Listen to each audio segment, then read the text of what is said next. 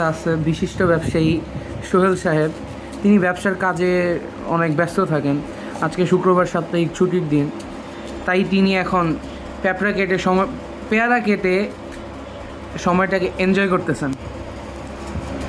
সাথে আমরাও দেখতে পাচ্ছি। আমরা ভাই কত দিয়ে কিনছেন? এগুলো তো 70 টাকা কেজি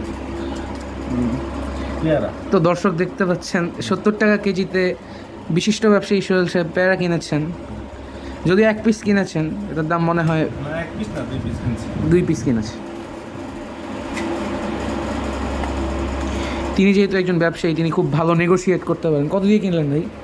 আমি 10 টাকা কম দিয়ে নিয়ে আসছি। টোটাল 70 টাকা আসছিল, 60 টাকা দিয়েছি, কিন্তু সে মানতে চায় না। তো আমরা দেখতে পাচ্ছি ব্যবসায়ী হিসেবে সোহেল সাহেব একজন সফল ব্যবসায়ী, কারণ তিনি দরদাম করে জিতেছেন।